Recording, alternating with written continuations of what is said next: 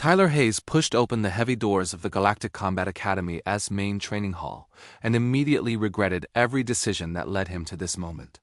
The room stretched out before him like a football stadium, but instead of bleachers, there were training mats that seemed to go on forever, and standing on those mats were aliens. Lots of them. The first thing Tyler noticed was how quiet everything got. Over 100 pairs of eyes turned to look at him, and not a single pair belonged to another human. Tyler was the only one, the new kid, the outsider. Judging by the looks he was getting, nobody was happy about his presence. Tyler was 17, about 5'9", with a lean build from years of martial arts training back on Earth. But here, surrounded by warriors from across the galaxy, he looked small. Really small. To his left stood a group of Krellians, massive lizard-looking aliens with thick bone plates covering their shoulders and forearms like natural armor. Each one topped 7 feet easily. Their orange eyes narrowed with something between curiosity and contempt. On his right, the Vexians clicked their mandibles together in what Tyler guessed was laughter. They looked like giant, four-armed praying mantises, and their jerky movements were unsettling. One pointed at Tyler with 2 of its arms, and the clicking grew louder, definitely laughing. At the front of the hall stood Master Torvin, the head instructor. He was an older Krellian, with scars crisscrossing his bone plates. 3 of his 4 eyes were milky white, but the 4th locked onto Tyler with an intensity that made his skin crawl. When Torvin spoke, his voice rumbled like distant thunder. "Class, we have a new addition," he announced, making it sound like an inconvenience. "A human from Earth, one of the newly discovered worlds in the Outer Rim." The way he said it made clear what he really meant: primitive, backward, unimportant. Tyler felt his jaw tighten, but kept his expression neutral. He'd dealt with bullies before. Bigger bullies, sure, bullies with natural armor and multiple arms.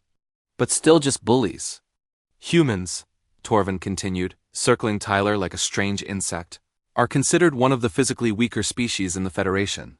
Fragile bone structure, single pair of limbs, no natural defenses, slow healing.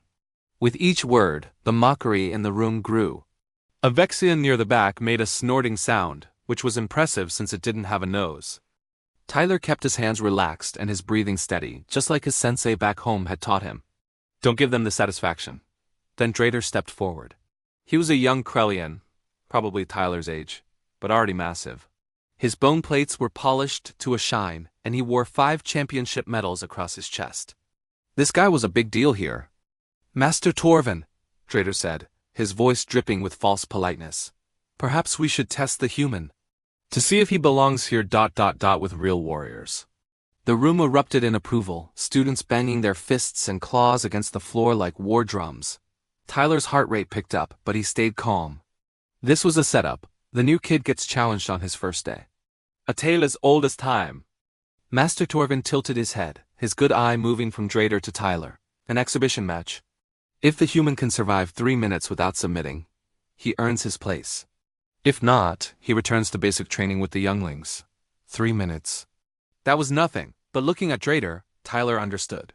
They weren't expecting him to last 3 minutes. They were expecting him to get crushed in 30 seconds. This was meant to be humiliating. Tyler slowly took off his academy jacket and folded it, buying time to think. He analyzed Drator's stance, his weight, the overconfidence in his posture.